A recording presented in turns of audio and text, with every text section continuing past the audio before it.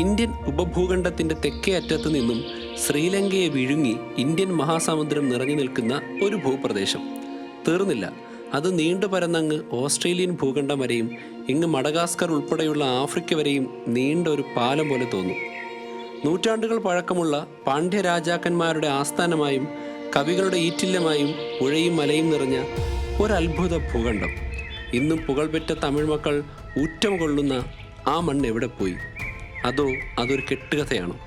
പിന്നെ എങ്ങനെയാണ് സമാനമായ പാലം ഇന്ത്യൻ മഹാസമുദ്രത്തിൽ നിറഞ്ഞു നിൽക്കുന്നുവെന്ന് 19-ാം നൂറ്റാണ്ടിൽ പാശ്ചാത്യരും പറഞ്ഞു നടന്നത്? നഷ്ടപ്പെട്ടു പോയ ഒരു ലോകത്തെക്കുറിച്ച് വ്യത്യസ്ത രണ്ട് കോണുകളിൽ ഒരേ ചിന്താശ്രേണി ഒന്നിച്ചു വന്നതെങ്ങനെ? നമുക്ക് അന്വേഷിക്കാം.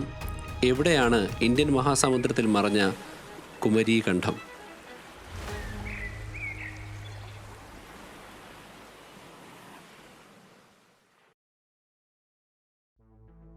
നമ്മുടെ ഭൂമിയുടെ ഭൂപടം നോക്കിയാൽ നമുക്ക് പെട്ടെന്ന് മനസ്സിലാകാത്തൊരു വലിയ നിഗൂഢതയുണ്ട്. ആയിരക്കണക്കിന് കിലോമീറ്റർ ദൂരത്തിൽ അതിവിശാലമായ മഹാസമുദ്രത്താൽ വേർപെടുത്തപ്പെട്ട 4 വ്യത്യസ്തമായ സ്ഥലങ്ങളുണ്ട്. തെക്കേ ഇന്ത്യ, ആഫ്രിക്ക, മഡഗാസ്കർ, പിന്നെ ഇന്തോനേഷ്യ. 2-3 ഭൂഖണ്ഡങ്ങളിലായിട്ടാണ് ഇത്തരം പ്രദേശങ്ങൾ വ്യാപിച്ച് കിടക്കുന്നത്. ഈ 4 ഇടങ്ങളിലും ഒരേപോലെ കാണപ്പെടുന്ന ഒരേ കുടുംബത്തിൽപ്പെട്ട ഒരു വിചിത്ര ജീവിയുണ്ട്. ആ ജീവിയാണ് ഈ നിഗൂഢമായിട്ടുള്ള കഥയിലെ ആദ്യത്തെ തെളിവ്. ഇതിന് ചിറകുകളില്ല, അതിനാൽ തന്നെ പറക്കാൻ കഴിയില്ല. ഇതിന് കടൽ നീന്തി കടക്കാനുള്ള ശാരീരിക ശേഷിയില്ല. അപ്പോൾ കരയിൽ ജീവിക്കുന്ന ഈ കുഞ്ഞു ജീവി അതിവിശാലമായ ഇന്ത്യൻ മഹാസമുദ്രത്തിൻ്റെ അക്കരയും ഇക്കരയുമുള്ള വൻകരകളിൽ ഒരേ സമയം എങ്ങനെ എത്തിച്ചേർന്നു എന്നതാണ് 19-ാം നൂറ്റാണ്ടിലെ ശാസ്ത്രലോകത്തെ സംബന്ധിച്ച് വലിയൊരു ചോദ്യചിഹ്നമായിട്ട് നിന്നത്. സോ ഇതിനെ മനസ്സിലാക്കേണ്ട ഈ കാണുന്ന മാപ്പിലേക്ക് നോക്കണം. ഇന്ത്യയിൽ നിന്ന് മഡഗാസ്കറിലേക്ക് ഏകദേശം 4000 കിലോമീറ്ററിലധികം ദൂരമുണ്ട്. മഡഗാസ്കർ എന്ന് പറയുന്നത് ഒരു ദ്വീപ് രാഷ്ട്രമാണ്, നമ്മുടെ ശ്രീലങ്ക പോലെ. അവിടെ നിന്ന് ആഫ്രിക്കയിലേക്ക് പിന്നെയും കുറച്ച് കിലോമീറ്ററുകളുണ്ട്. ഇനി ഇവ കരയിലൂടെ സഞ്ചരിച്ചതാണ് എന്ന് നമ്മൾ കരുതിയാൽ ആഫ്രിക്കയിൽ നിന്ന് ഈ കാണുന്ന പോലെ വടക്കോട്ട് പോയിട്ട് നമ്മുടെ സഹാറ മരുഭൂമിയൊക്കെ കടന്ന് അറേബ്യൻ ഉപദ്വീപ് വഴി ഇറാനും അഫ്ഗാനിസ്ഥാനും പാകിസ്ഥാനും താണ്ടി ഹിമാലയത്തിൻ്റെ താഴെ കൂടെ വേണം ഇന്ത്യയിലെത്താൻ. അവിടെ നിന്ന് വീണ്ടും ദക്ഷിണേന്ത്യയിലേക്ക് നടന്നു വരണം. ഇത്രയും വലിയ ദൂരം ഒരു ജീവി സഞ്ചരിച്ചിട്ടുണ്ടെങ്കിൽ അതിൻ്റെ ഫോസിലുകളോ അടയാളങ്ങളോ ഈ പറഞ്ഞ വഴികളിലൊന്നും എന്തുകൊണ്ട് കാണാൻ കഴിയുന്നില്ല എന്നത് വളരെയധികം ഗൗരവകരമാണ്. ഇതൊരൊറ്റപ്പെട്ട സംഭവം ആയിരുന്നില്ല. ഇന്ത്യയിലെ നർമ്മദ നദീതടത്തിൽ കണ്ടെത്തിയ അതേ ഇനം ദിനോസർ ഫോസിലുകൾ ആഫ്രിക്കയിൽ കണ്ടെത്തിയിട്ടുണ്ട്. ഗ്ലോസോപ്റ്റെറിക്സ് എന്നറിയപ്പെടുന്ന പുരാതന സസ്യങ്ങൾ ഓസ്ട്രേലിയയിലും ഇന്ത്യയിലും മഡഗാസ്കറിലും ഒരുപോലെ വളരുന്നുണ്ട്. കുമരീകണ്ഠത്തെക്കുറിച്ചൊക്കെ കേൾക്കുമ്പോൾ നമുക്ക് അത്ഭുതം തോന്നുമല്ലേ? ഇതിന് ഉള്ളതാണോ കള്ളമാണോ? അതുപോലെ തന്നെ നമ്മുടെ ഓരോരുത്തരുടെയും ഉള്ളിൽ പുറത്തോട്ട് വരാത്തൊരു വലിയ പൊട്ടൻഷ്യൽ ഒളിഞ്ഞിരിപ്പുണ്ട്. ഉദാഹരണത്തിന് നമ്മുടെ ജോലി സ്ഥലത്തോ മീറ്റിങ്ങുകളിലോ ഒക്കെ പറയണമെന്ന് ആഗ്രഹിക്കുന്ന മികച്ച ഐഡിയകൾ ഇംഗ്ലീഷിൽ ആത്മവിശ്വാസത്തോടെ അവതരിപ്പിക്കാൻ കഴിയാതെ വരുമ്പോൾ നമ്മൾ പലപ്പോഴും മിണ്ടാണ്ടിരിക്കാറുണ്ട്. അതുമൂലം നല്ല അവസരങ്ങളാണ് നമുക്ക് നഷ്ടമാകുന്നത്. എന്നാൽ ഇനി അതിൽ വിഷമിക്കേണ്ട കാര്യമല്ല. മറ്റൊരാളുടെ സഹായം തേടാതെ തന്നെ നമ്മുടെ സൗകര്യത്തിനനുസരിച്ച് സ്പോക്കൺ ഇംഗ്ലീഷ് മെച്ചപ്പെടുത്താൻ സാധിക്കുന്ന ഒരു രീതിയുണ്ട്. ഈ ഒരു ആപ്പിന്റെ ഡെമോ ഒന്ന് ശ്രദ്ധിക്കുക. Myself Jithin, my English is okay okay, I wanting to improve it. ഞാൻ നിങ്ങളെ ഇംഗ്ലീഷ് ശരിയായി സംസാരിക്കാൻ ഹെൽപ്പ് ചെയ്യും. My name is Jithin, my English is okay but I want to improve it. നിങ്ങൾക്ക് മനസ്സിലായോ? ഞാൻ വരുത്തിയ ഗ്രാമർ തെറ്റുകൾ ആ ഒരു AI അസിസ്റ്റന്റ് ഉടനെ തന്നെ മനസ്സിലാക്കി മലയാളത്തിലുള്ള ലളിതമായ വിശദീകരണത്തോടെ അത് തിരുത്തി തരികയും ചെയ്തു. നമ്മുടെ സംശയങ്ങൾ കൃത്യമായി പറഞ്ഞു തരുന്ന ഒരു സുഹൃത്തിനെ പോലെയാണ് ഇത് പ്രവർത്തിക്കുന്നത്. ചുറ്റിലും ധാരാളം സ്പോക്കൺ ഇംഗ്ലീഷ് ക്ലാസുകൾ കാണുന്നത്. എന്നാൽ അത്തരം കോഴ്സുകളിൽ ചേരുന്നതിന് മുൻപ് ഒരു കാര്യം ആലോചിക്കുക. ഇംഗ്ലീഷ് സംസാരിക്കാൻ പഠിക്കാൻ വെറും ലെക്ചറുകൾ കേൾക്കുന്നത് മാത്രം പോരാ. പ്രധാനമായിട്ടും 2 കാര്യങ്ങളാണ് വേണ്ടത്. ഒന്ന്, തെറ്റുകൾ വരുത്തിയാലും ആരും കളിയാക്കാത്ത രീതിയിൽ സംസാരിച്ച് പ്രാക്ടീസ് ചെയ്യാൻ പറ്റുന്ന ഒരു സുരക്ഷിതമായ സാഹചര്യം. 2, നിങ്ങളെ ഘട്ടം ഘട്ടമായി മെച്ചപ്പെടുത്താൻ സഹായിക്കുന്ന കൃത്യമായ ഒരു പരിശീലന രീതി. ഇത് മുന്നിൽ കണ്ടാണ് IITiansഉം ലാംഗ്വേജ് എക്സ്പേർട്സും ഒക്കെ ചേർന്ന് സൂപ്പർനോവ AI തയ്യാറാക്കിയിരിക്കുന്നത്. ഇത് ചേരുമ്പോൾ തന്നെ നിങ്ങളുടെ ഒരു നിലവാരം മനസ്സിലാക്കാൻ ഒരു ചെറിയ ടെസ്റ്റ് ഉണ്ട്. അതിലൂടെ നിങ്ങൾ എവിടെയാണ് ബുദ്ധിമുട്ടുന്നത് എന്ന് തിരിച്ചറിഞ്ഞ് നിങ്ങൾക്ക് മാത്രമായി ഒരു ലേണിംഗ് പ്ലാൻ ആപ്ലിക്കേഷൻ തയ്യാറാക്കും. ലളിതമായിട്ടുള്ള ഗ്രാമർ സൂത്രവാക്യങ്ങൾ മനസ്സിലാക്കിയ ശേഷം മലയാളത്തിൽ നിന്ന് ഇംഗ്ലീഷിലേക്ക് വേഗത്തിൽ ചിന്തിക്കാൻ സഹായിക്കുന്ന പ്രാക്ടീസുകളും ചെയ്യാൻ പറ്റും. മോക്ക് ഇന്റർവ്യൂകൾക്കും മറ്റ് ഔദ്യോഗിക സംഭാഷണങ്ങൾക്കും ഇത് വളരെ യൂസ്ഫുൾ ആണ്. സൂപ്പർനോവ AIയിൽ നിങ്ങൾ നൽകുന്ന ഓരോ മിനിറ്റും നിങ്ങളുടെ സംസാരിക്കാനുള്ള കഴിവിനെ മെച്ചപ്പെടുത്താൻ സഹായിക്കും. ഇവിടെ നിങ്ങൾ ആക്റ്റീവായി സംസാരിച്ചാണ് പഠിക്കുന്നത്. ദിവസവും കൃത്യമായ പരിശീലനം നടത്തുകയാണെങ്കിൽ ചുരുങ്ങിയ ആഴ്ചകൾക്കുള്ളിൽ നിങ്ങൾക്ക് നിങ്ങളുടെ ഇംഗ്ലീഷിൽ പ്രകടമായ മാറ്റം കാണാൻ പറ്റും. ഇപ്പോൾ അവർക്കൊരു പ്രീമിയം 3-day ട്രയൽ ഓഫർ ഉണ്ട്. വെറും 9 രൂപയ്ക്കാണ്. ഇതൊരു ലിമിറ്റഡ് ടൈം ഓഫറാണ്. ലിങ്ക് എന്റെ ഡിസ്ക്രിപ്ഷനിലുണ്ട്. ക്ലിക്ക് ചെയ്യുക. എന്നിട്ട് 60 ലക്ഷത്തിലധികം ആൾക്കാരെ പോലെ നിങ്ങളും സ്പോക്കൺ ഇംഗ്ലീഷ് ഇംപ്രൂവ് ചെയ്ത് തുടങ്ങുക. ഈ വൻകരകളിലെ പാറക്കൂട്ടങ്ങളുടെ കെമിക്കൽ സ്ട്രക്ചർ പോലും ഒരേ സ്വഭാവമുള്ളതാണ്. ഈ ഒരു വലിയ പ്രശ്നത്തിന് ഉത്തരം കണ്ടെത്താനാണ് 1864 ഫിലിപ്പ് സ്ക്ലേറ്റർ എന്ന് പറയുന്ന ബ്രിട്ടീഷ് സുവോളജിസ്റ്റ് ഒരു വിപ്ലവകരമായിട്ടുള്ള സിദ്ധാന്തം മുന്നോട്ട് വയ്ക്കുന്നത്. അദ്ദേഹം പ്രധാനമായിട്ടും പഠിച്ചത് നമ്മൾ ആദ്യം പറഞ്ഞ ആ ഒരു പ്രൈമേറ്റ് വർഗത്തിൽപ്പെട്ട ലെമൂർ എന്ന് പറയുന്ന വിചിത്ര ജീവികളെക്കുറിച്ചാണ്. മഡഗാസ്കറിലാണ് ഇതിനെ ഏറ്റവും കൂടുതൽ കണ്ടുവരുന്നത്. ആഫ്രിക്കയിൽ ഒരു 10-12 ഇനം ലെമൂറുകളുണ്ട്. ഇന്ത്യയിലും മലേഷ്യയിലും ഇതിൻ്റെ കുടുംബത്തിൽപ്പെട്ട ലോറസുകളുണ്ട്. പക്ഷേ മഡഗാസ്കറിൽ മാത്രം 30-ലധികം വ്യത്യസ്ത ഇനം ലെമൂറുകളുടെ ഒരു വലിയ ശേഖരമുണ്ട്. സ്ക്ലേറ്റർ പറഞ്ഞു, നമ്മൾ ഇന്ന് കാണുന്ന മാപ്പ് തെറ്റാണ്. പണ്ട് ഇന്ത്യൻ മഹാസമുദ്രത്തിന് നടുവിൽ ഇന്ത്യയെയും മഡഗാസ്കറിനെയും ആഫ്രിക്കയെയും തമ്മിൽ ബന്ധിപ്പിക്കുന്ന ഒരു കൂറ്റൻ കരഭാഗം, ഒരു കോണ്ടിനെൻറ്റ്, വൻകര തന്നെ ഉണ്ടായിരുന്നു. ഒരു വലിയ പാലം പോലെ കിടന്നിരുന്ന ആ കരയിലൂടെയാണ് ലെമൂറുകൾ നടന്ന് പല സ്ഥലത്തേക്ക് പോയത്. പിന്നീട് എപ്പോഴോ ചരിത്രത്തിൻ്റെ ഏതോ കാലഘട്ടത്തിൽ വെച്ച് ആ വൻകര കടലിനടിയിലേക്ക് താഴ്ന്നു പോയി. ലെമൂറുകളുടെ പേരിൽ നിന്ന് അദ്ദേഹം ആ വൻകരയ്ക്ക് ലെമൂറിയ എന്നുള്ള പേര് വിട്ടു. ലണ്ടനിലിരുന്ന് സായിപ്പന്മാർ ഭൂപടത്തിൽ വരച്ചുണ്ടാക്കിയ ആ ഒരു സാങ്കല്പിക വൻകരയെപ്പറ്റി അതിനും എത്രയോ നൂറ്റാണ്ടുകൾക്ക് മുൻപ് നമ്മുടെ തമിഴ് മണ്ണിൽ വലിയൊരു ജനത വിശ്വസിച്ചിരുന്നതായിട്ട് കാണാൻ പറ്റും. പക്ഷേ അവരുടെ കഥയിൽ കുരങ്ങന്മാരായിരുന്നില്ല, മറിച്ച് പാണ്ഡ്യ രാജാക്കന്മാരും വലിയ സാമ്രാജ്യങ്ങളുമായിരുന്നു. പാശ്ചാത്യർ അതിനെ ലെമൂറിയ എന്ന് വിളിച്ചപ്പോൾ നൂറ്റാണ്ടുകൾ പഴക്കമുള്ള തമിഴ് ഗ്രന്ഥങ്ങൾ അതിനെ വിളിച്ചത് കുമാരീഖണ്ഡം എന്നായിരുന്നു. സ്ക്ലേറ്റർ ലെമൂറിയ എന്ന പേരിട്ടതോടെ യൂറോപ്പിലെ പലരുടെയും ചിന്തകൾ പക്ഷേ അക്കാലത്ത് മാറി മറിഞ്ഞു. വെറും ഒരു പ്രൈമേറ്റ് നടന്നുപോയ വഴി എന്നതിൽ നിന്ന് മാറി മനുഷ്യന്റെ ഉത്ഭവം അവിടെയാണെന്നുള്ള തരത്തിൽ കഥകൾ വരാൻ തുടങ്ങി. ഇതിനൊരു പ്രധാന കാരണക്കാരൻ ഏണസ്റ്റ് ഹാക്കൽ എന്ന ജർമ്മൻ ബയോളജിസ്റ്റാണ്.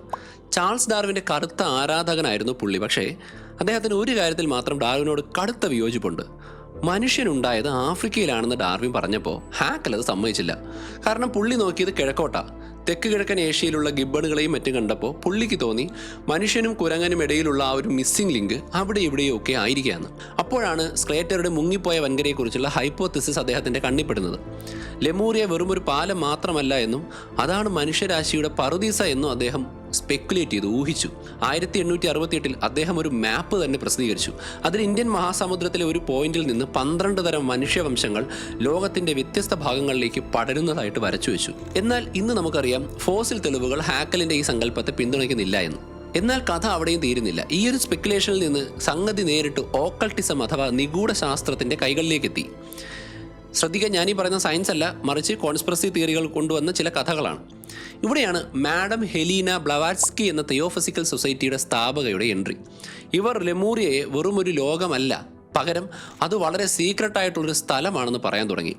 അവർ തൻ്റെ പുസ്തകമായിട്ടുള്ള സീക്രട്ട് ഡോക്ട്രിനിൽ എഴുതി വെച്ചത് കേട്ട ഇന്നത്തെ സയൻസ് ഫിക്ഷൻ സിനിമകൾ പോലും തോറ്റുപോകും. മനുഷ്യവംശത്തിൻ്റെ ചരിത്രത്തിൽ റൂട്ട് റേസുകൾ ഉണ്ടായിരുന്നു എന്നവർ പറഞ്ഞു. അതിൽ 3ാമത്തെ റൂട്ട് റേസ് ജീവിച്ചിരുന്നത് ലെമൂറിയയിലാണത്രേ. പക്ഷേ ബ്ലവാറ്റ്സ്കിയുടെ ലെമൂറിയക്കാർ നമ്മളെ പോലത്തെ മനുഷ്യരല്ല. അവർക്ക് 15 അടി പൊക്കം ഉണ്ടായിരുന്നു, മുട്ടയിടുമായിരുന്നു. അവർക്ക് 4 കൈകളും തലയുടെ പിന്നിൽ 3ാമതൊരു തൃക്കണ്ണും ഉണ്ടായിരുന്നു.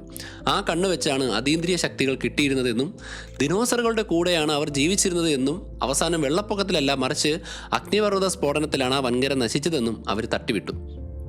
ഇതൊക്കെ കേൾക്കുമ്പോൾ ചിരി വരുമെങ്കിലും അക്കാലത്തെ തിയോസഫിക്കൽ വൃത്തങ്ങളിൽ ലക്ഷക്കണക്കിന് ആളുകൾ ഇത് വിശ്വസിച്ചു.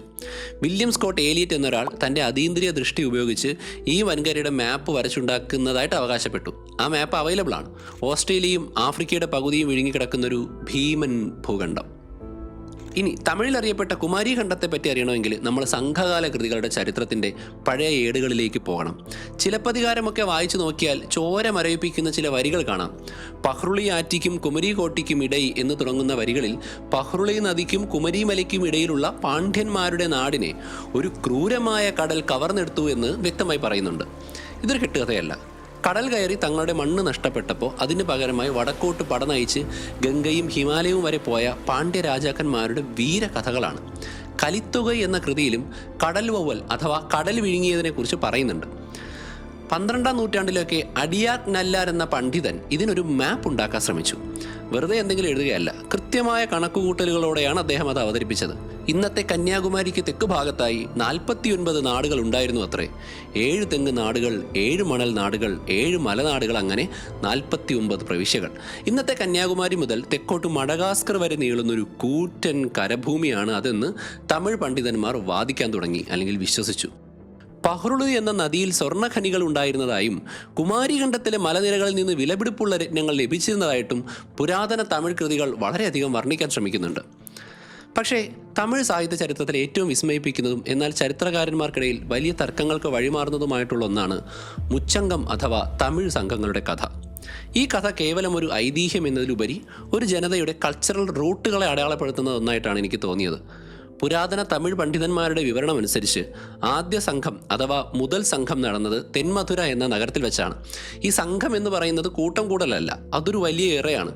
ആളുകൾ ജീവിക്കുകയും കൃതികൾ സൃഷ്ടിക്കുകയും മരിക്കുകയും പുതിയ ആളുകൾ വളർന്നു വരികയും ഒക്കെ ചെയ്യുന്ന ഒരു വലിയ സാമ്രാജ്യത്തിൻ്റെ കാലഘട്ടത്തെയാണ് സംഘം എന്ന് പറയുന്നത്. ആദ്യ സംഘകാലഘട്ടത്തിൻ്റെ കാലദൈർഘ്യമായിട്ട് പറയുന്നത് 4440 വർഷമാണ്. അതിനകത്ത് ദൈവങ്ങളും അഗസ്ത്യമുനിയും ഒക്കെ ഉൾപ്പെട്ടിരുന്നു എന്നും 5000-ലധികം കവികൾ അവിടെ കവിതകൾ രചിച്ചു എന്നൊക്കെയാണ് അവകാശപ്പെടുന്നത്. എന്നാൽ ഹിസ്റ്റോറിക്കലി ഈ കണക്കുകളെ പരിശോധിച്ചാൽ നമുക്ക് ചില യുക്തിപരമായിട്ടുള്ള ചോദ്യങ്ങൾ കാണാൻ പറ്റും. ഇത്രയും കാലയളവിൽ ഒരു നഗരത്തിൽ സഭ നടക്കുക എന്നുള്ളത് വളരെ ബുദ്ധിമുട്ടാണ്. സോ ഈ കണക്കുകൾ അന്നത്തെ കണ്ടംപററി ഇൻസ്ക്രിപ്ഷൻസിൽ കാണാൻ പറ്റില്ല. മറിച്ച് 8ാം നൂറ്റാണ്ടിന് ശേഷം വന്ന ചില വ്യാഖ്യാനങ്ങളുടെ വിവരണങ്ങളാണ് ഇവ. പാണ്ഡ്യ രാജാക്കന്മാരുടെ സംരക്ഷണയിൽ നടന്ന ഈ ആദ്യ സംഘത്തെ കടൽ വിഴുങ്ങി എന്നാണ് കഥ പറയുന്നത്. എന്നാൽ ഈ വിവരങ്ങളെല്ലാം നമുക്ക് ലഭിക്കുന്നത് 8ാം നൂറ്റാണ്ടിൽ നക്കീരൻ എഴുതിയ ഇറയനാർ അകപ്പൊരുൾ എന്ന കൃതിയുടെ വ്യാഖ്യാനത്തിലൂടെയാണ്. അതായത് സംഘകാലം കഴിഞ്ഞ് നൂറ്റാണ്ടുകൾക്ക് ശേഷമാണ് ഈ കാലഗണനകൾ തന്നെ എഴുതുന്നത്. അതുകൊണ്ട് തന്നെ ചരിത്രപരമായിട്ട് ഇത് വെറും മിത്തുകളായിട്ടാണ് എനിക്ക് തോന്നുന്നത്. എങ്കിലും ഒരു വലിയ ഭൂപ്രദേശം കടലെടുത്ത് പോയപ്പോൾ അവിടുത്തെ മഹത്തായ സാഹിത്യശേഖരം നഷ്ടപ്പെട്ടു എന്ന യാഥാർത്ഥ്യത്തോട് ചിലപ്പോൾ ഒരു നീതി പുലർത്തുന്ന കഥയായിരിക്കാം ഇത്. ആദ്യ സംഘം കടലെടുത്തതോടെ പാണ്ഡ്യ രാജാക്കന്മാർ തങ്ങളുടെ ആസ്ഥാനം കിഴക്കൻ തീരത്തെ കപാടപുരത്തേക്ക് മാറ്റി. അവിടെയാണ് രണ്ടാമത്തെ സംഘം അഥവാ ഇടൈ സംഘം നടന്നത് എന്ന് പറയപ്പെടുന്നു. ഇതിൻ്റെ കാലഘട്ടം 3700 വർഷങ്ങളാണെന്നും പറയുന്നുണ്ട്. ഈ കാലഘട്ടത്തെക്കുറിച്ച് പറയുമ്പോഴും നമുക്ക് ഇതിൽ ചില വ്യക്തമായ തെളിവുകൾ കിട്ടുന്നുണ്ട്. അതിലേറ്റവും പ്രധാനപ്പെട്ട ഒരു പുസ്തകമാണ് തോൽക്കാപ്പ്യം.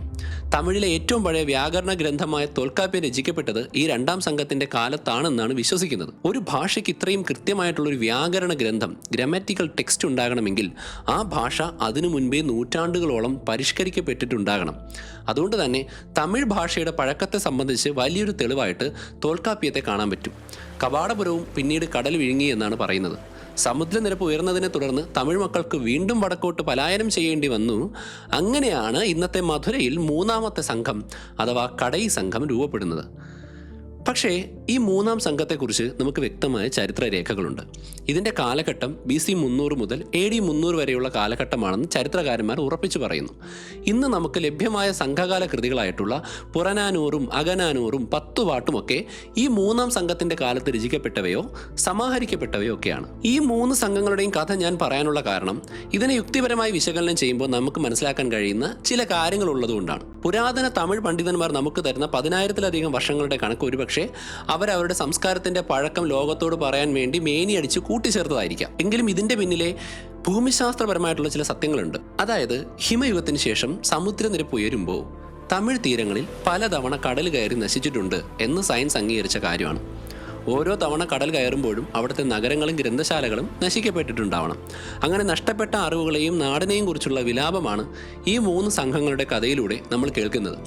ഈ അടുത്ത കാലത്തായി തമിഴ്നാട്ടിലെ കീഴടിയിൽ നടന്ന ഖനനത്തിൽ നിന്നും ആദിച്ചെനല്ലൂരിൽ നിന്നും ലഭിച്ച തെളിവുകൾ തമിഴ് നാഗരികത BC 6ാം നൂറ്റാണ്ടിനും അപ്പുറത്തേക്ക് പോകുന്ന ഒന്നാണെന്ന് പറയുന്നുണ്ട്. അതായത് വടക്കേ ഇന്ത്യയിലെ ഗംഗാതട നാഗരികതയോളം പഴക്കമുള്ള ഒന്നായിരുന്നിരിക്കണം ദക്ഷിണേന്ത്യയിലെ ഈ ഒരു നഗര സംസ്കാരം. അഗസ്ത്യമുനിയെ പോലെയുള്ള വ്യക്തിത്വങ്ങൾ ഉണ്ട് എന്ന് പറയുന്നത് അത് പുരാണമാണ് എന്നതിലുപരി ദക്ഷിണേന്ത്യയിലേക്ക് അറിവും സംസ്കാരവും എത്തിച്ചൊരു പാരമ്പര്യത്തിൻ്റെ പ്രതീകമായിട്ട് കൂട്ടിച്ചേർത്തതായിരിക്കാം. കുമരിഖണ്ഡം എന്ന് പറയുന്ന വലിയ ഭൂഖണ്ഡം യഥാർത്ഥത്തിൽ ഇല്ലെങ്കിൽ പോലും ഇന്നത്തെ ഇന്ത്യയുടെ തെക്കേയറ്റത്ത് കുറച്ചധികം കിലോമീറ്റർ പരന്നു കിടന്നിരുന്ന ഒരു കരഭൂമി കടലെടുത്ത് പോയിട്ടുണ്ട് എന്ന വസ്തുതയിലേക്ക് ചിലപ്പോൾ ഇത് വിരൽ ചൂണ്ടുന്നുണ്ടാകാം. അതുകൊണ്ട് തമിഴ് സംഘങ്ങളുടെ ഈ കഥകൾ കേവലം മിത്തുകൾ മാത്രമല്ല, ചിലപ്പോൾ തങ്ങളുടെ ചരിത്രം കടലെടുത്തപ്പോൾ ഒരു ജനത തൻ്റെ ഓർമ്മകളെ സാഹിത്യത്തിലൂടെ നിലനിർത്താൻ വേണ്ടി പൊടുപ്പും തെങ്ങലും ചേർത്ത് എഴുതിയ ശ്രമങ്ങളായിരിക്കാം. ഈ പാരമ്പര്യം ശരിയാണെങ്കിൽ നാഗരികതകളുടെ തുടക്കമെന്ന് നമ്മൾ കരുതുന്ന പല കാര്യങ്ങളും ഇന്ത്യൻ മഹാസമുദ്രത്തിൻ്റെ തീരങ്ങളിൽ നിന്നും ആരംഭിച്ചിരിക്കാൻ സാധ്യതയുണ്ട്. സോ ഇവിടെ ഒരു നിഗൂഢത നമുക്ക് കാണാൻ പറ്റും.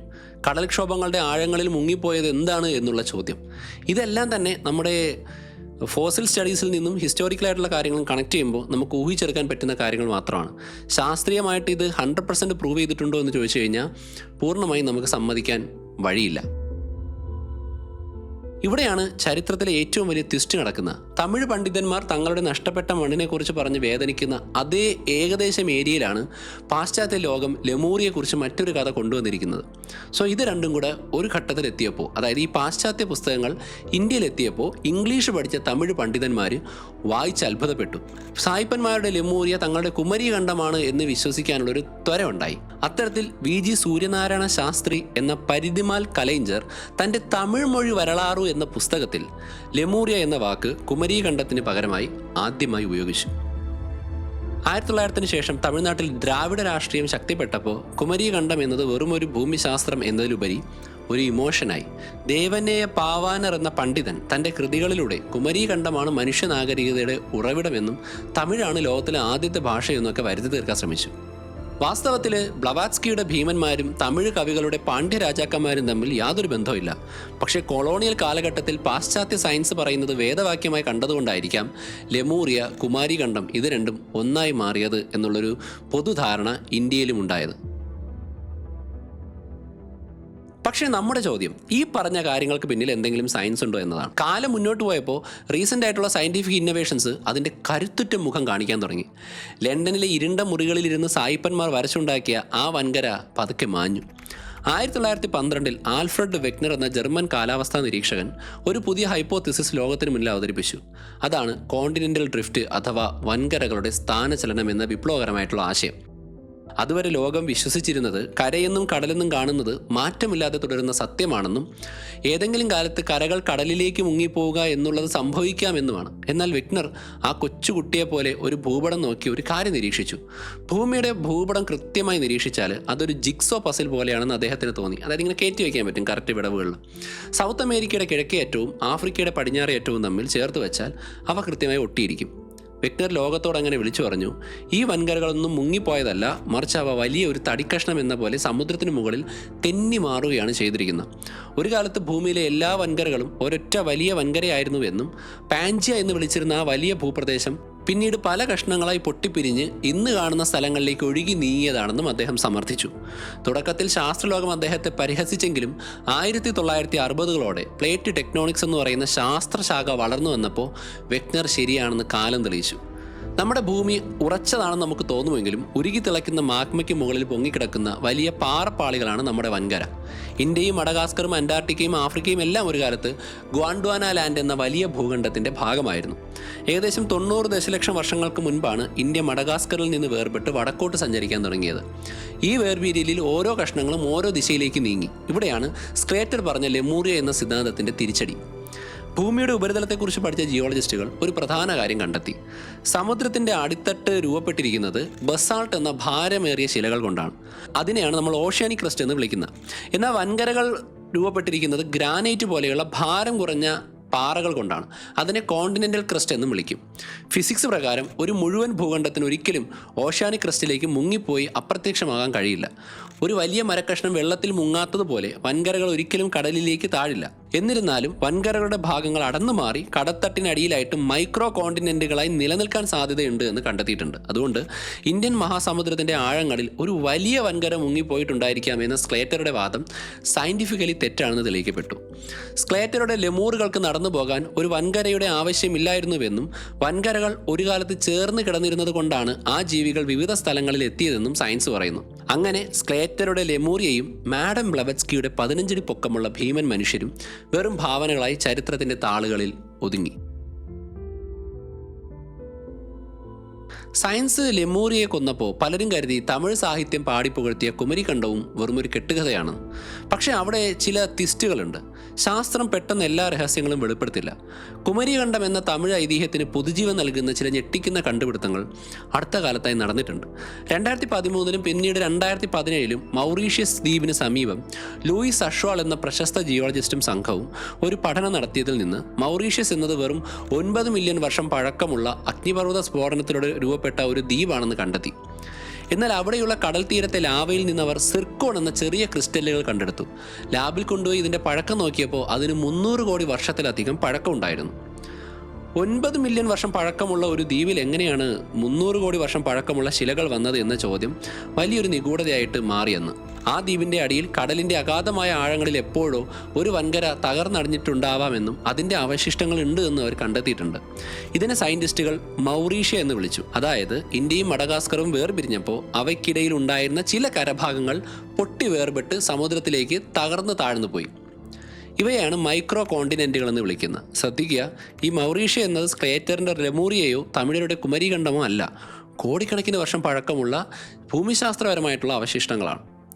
പക്ഷേ തമിഴരുടെ കുമരീഖണ്ഡം സത്യമാകണമെങ്കിൽ നമ്മൾ കോടിക്കണക്കിന് വർഷങ്ങൾക്ക് പിന്നിലേക്ക് പോകേണ്ട കാര്യമില്ല. അതിന് നമ്മൾ നോക്കേണ്ടത് 20,000 വർഷം മുമ്പത്തെ ഭൂമിയിലേക്കാണ്. ഐസ് ഏജ് അഥവാ മഞ്ഞുയുഗം എന്ന് നമ്മൾ വിളിക്കുന്ന ആ കാലഘട്ടത്തിൽ ഭൂമിയുടെ ഭൂരിഭാഗം വെള്ളവും ധ്രുവങ്ങളിൽ മഞ്ഞായി ഉറഞ്ഞു കിടക്കുന്നുണ്ടായിരുന്നു. ഈ സമയത്ത് സമുദ്രനിരപ്പ് ഇന്നത്തേക്കാൾ 120 മീറ്റർ താഴെയായിരിക്കാം എന്നാണ് സയൻറ്റിഫിക്കൽ കാൽക്കുലേഷൻ. ഒന്ന് ചിന്തിച്ചു നോക്കുക, 120 മീറ്റർ വെള്ളം ഇന്ന് കടലിൽ നിന്ന് മാറ്റിയാൽ, അതായത് ഇപ്പോഴത്തെ നിരപ്പിൽ നിന്ന് 120 താഴേക്ക് നമുക്ക് നടന്നു പോകാൻ പറ്റിയാൽ ഇന്ത്യയുടെ ഭൂപടം എങ്ങനെ ഇരിക്കും? ഇതുപോലെ ഇരിക്കും. അതായത് ഇന്ത്യയും ശ്രീലങ്കയും തമ്മിൽ വേർപെട്ടിട്ടില്ല. കന്യാകുമാരിയിൽ നിന്ന് തെക്കോട്ട് നടന്നു പോകാൻ കഴിയുന്ന ഒരു കരപ്രദേശം കിലോമീറ്ററുകളോളം നീണ്ടു കിടക്കും. ഇന്നത്തെ കടലിനടിയിലുള്ള ആ പ്രദേശം ചിലപ്പോൾ കുറേ കാലത്തേക്ക് പച്ചപ്പുള്ള കാടുകളും നദികളും നിറഞ്ഞ മനുഷ്യവാസമുള്ള ഒരിടമായിരുന്നിരിക്കണം. ഇതിനെയാണ് സയൻറ്റിഫിക്കലി കോണ്ടിനെൻ്റൽ ഷെൽഫ് എന്ന് വിളിക്കുന്നത്. ലോകത്തിൻ്റെ പല ഭാഗത്തും ഇതുപോലെ കരകൾ കടലിനടിയിലായിട്ടുണ്ട്. ഉദാഹരണത്തിന് യൂറോപ്പിലെ ഡോഗർലാൻഡും തെക്ക് കിഴക്കൻ ഏഷ്യയിലെ സുന്ദാലാൻഡും ഒക്കെ അങ്ങനെയാണ്. 12,000 വർഷങ്ങൾക്ക് മുമ്പ് മഞ്ഞുയുഗം അവസാനിക്കാൻ തുടങ്ങിയതോടെ ഭൂമിയിലെ ചൂട് വർദ്ധിച്ചു. ധ്രുവങ്ങളിലെ മഞ്ഞുരുകി കടൽ നിരപ്പ് ഉയരാൻ തുടങ്ങി. ഇത് പെട്ടെന്നുണ്ടായ ഒരു മാറ്റമല്ലെങ്കിലും ചില സമയങ്ങളിൽ മഞ്ഞുപാളികൾ വൻതോതിൽ ഉരുകി കടൽ നിരപ്പ് വളരെ വേഗത്തിൽ ഉയർന്ന ഘട്ടങ്ങൾ ചരിത്രത്തിലുണ്ട്. ഇതിനെയാണ് മെൽറ്റ് വാട്ടർ പൾസ് എന്ന് വിളിക്കുന്നത്. ഒരൊറ്റ നൂറ്റാണ്ടിൽ തന്നെ കടലിൻ്റെ നിരപ്പ് മീറ്ററുകളോളം ഉയർന്ന സാഹചര്യങ്ങൾ അന്നുണ്ടായിട്ടുണ്ട്. പോരാത്തതിന് ഇന്ത്യൻ മഹാസമുദ്രത്തിലുണ്ടായ വൻ സുനാമികൾ കൂടി ചേരുമ്പോൾ തീരപ്രദേശങ്ങളിൽ താമസിച്ചിരുന്ന മനുഷ്യരുടെ വലിയൊരു ഭാഗം മണ്ണ് കടലെടുത്തു. 2006 ഇന്ത്യൻ സമുദ്രത്തിൻ്റെ അടിത്തട്ടിൽ ബുർക്കിൾ ക്രേറ്റർ എന്നൊരു വലിയ ഗർത്തം കണ്ടെത്തിയിട്ടുണ്ട്. ഏകദേശം 5000 വർഷങ്ങൾക്ക് മുമ്പ് ചിലപ്പോൾ ഒരു ഉൽക്ക സമുദ്രത്തിൽ വീണ് അതിൻ്റെ ഫലമായിട്ടുണ്ടായതാകാമെന്ന് വാദിച്ചാൽ, അല്ലെങ്കിൽ അങ്ങനെ കണക്കെടുത്താൽ, ആ സമയത്തുണ്ടായ സുനാമി തീരദേശ പ്രദേശങ്ങളെ പൂർണ്ണമായി വിഴുങ്ങിയിട്ടുണ്ടാകാം. ഇതൊരു ഹൈപ്പോത്തിസിസ് ആണ്. മുഖ്യധാര ജിയോളജിയിൽ ഇതിന് പൂർണ്ണമായ സ്ഥിരീകരണമില്ലെങ്കിലും ഒരുപക്ഷെ ഈ ഒരു സംഭവത്തോടെ തങ്ങളുടെ കൺമുന്നിൽ വെച്ച് സ്വന്തം നാട് കടൽ കൊണ്ടുപോകുന്നത് കണ്ട മനുഷ്യർ ജീവനും കൊണ്ട് വടക്കോട്ട് ഓടി രക്ഷപ്പെട്ടിരിക്കണം എന്ന വസ്തുത കണക്കാക്കിയാലോ. തലമുറകളിലൂടെ ആ ദുരന്തത്തിൻ്റെ കഥകൾ കൈമാറ്റം ചെയ്യപ്പെട്ട് തങ്ങളുടെ പൂർവികർ ജീവിച്ചിരുന്ന ആ നാടിനെ കടൽ കൊണ്ടുപോയി എന്ന വിലാപം കവിതകളിലൂടെയും പാട്ടുകളിലൂടെയും തമിഴർ എഴുതിയെങ്കിലോ. അങ്ങനെ ആയിരിക്കാം സംഘകാല കവിതകളിൽ കടൽ വിഴുങ്ങിയ കുമാരീഖണ്ഡത്തെക്കുറിച്ചുള്ള പരാമർശങ്ങൾ ചിലപ്പോൾ വരുന്നത്. അവിടെ 15 അടി പൊക്കമുള്ള ഭീമന്മാരൊന്നുമില്ല, മറിച്ച് നമ്മളെപ്പോലെയുള്ള സാധാരണ മനുഷ്യരായിരുന്നു. തങ്ങളുടെ സംസ്കാരവുമായിട്ടാണ് അവരവിടെ ജീവിച്ചിരുന്നത്. ഈ കഥകൾക്ക് തെളിവുണ്ടോ എന്ന് ചോദിക്കുന്നവർക്ക് മുന്നിലേക്കാണ് പൂമ്പുഹാർ എന്ന നഗരത്തിൻ്റെ ചരിത്രം വരുന്നത്. ചിലപ്പതികാരത്തിൽ കാവേരി പൂമ്പട്ടിനം എന്ന് വിശേഷിപ്പിക്കുന്ന പൂമ്പുഹാർ ഒരു കാലത്ത് ലോകത്തിലെ തന്നെ വലിയ തുറമുഖ നഗരമായിരുന്നു. അവിടെയുള്ള അങ്ങാടികളെക്കുറിച്ചും കപ്പലുകൾ വരുന്നതിനെക്കുറിച്ചും തമിഴ് സാഹിത്യകൃതികളിൽ വർണ്ണിക്കുന്നുണ്ട്. എന്നാൽ ആ നഗരം കടൽ വിഴുങ്ങി എന്നാണ് പറയപ്പെടുന്നത്. 1990കളിൽ നാഷണൽ ഇൻസ്റ്റിറ്റ്യൂട്ട് ഓഫ് ഓഷ്യനോഗ്രഫി പൂമ്പുഹാറിന് സമീപം നടത്തിയ കടലിനടിയിലെ തിരച്ചിലിൽ 23 മീറ്റർ ആഴത്തിൽ പുരാതനമായ ചില മനുഷ്യനിർമ്മിതികളുടെ അവശിഷ്ടങ്ങളും മൺപാത്രങ്ങളും കണ്ടെത്തിയിട്ടുണ്ട്. ഇപ്പോൾ 2025 അത്യാധുനിക സോണാർ സാങ്കേതികവിദ്യ ഉപയോഗിച്ച് തമിഴ്നാട് ആർക്കിയോളജിക്കൽ വകുപ്പ് ഇവിടെ വീണ്ടും ഗവേഷണം നടത്തുകയാണ്. കടലിനടിയിലെ മണൽപ്പാളികൾക്കിടയിൽ നഗര നാഗരികതകളുടെ അടയാളങ്ങൾ ഉറങ്ങിക്കിടക്കുന്നുണ്ടോ എന്ന് അന്വേഷിക്കലാണ് പ്രധാനപ്പെട്ട വിഷയം. സോ ഇവിടെയാണ് മറ്റൊരു ചോദ്യം വരുന്നത്. നിങ്ങളിപ്പോൾ ആലോചിക്കുന്നുണ്ടാവാം, രാമസേതു എന്ന് വിളിക്കുന്ന ആ ഒരു രൂപം, അതായത് നമ്മുടെ ഇന്ത്യയുടെ തെക്ക് ഭാഗത്ത് നിന്ന് ശ്രീലങ്കയിലേക്ക് നീണ്ടു കിടക്കുന്ന ഒരു മണൽത്തിട്ടയുണ്ട്.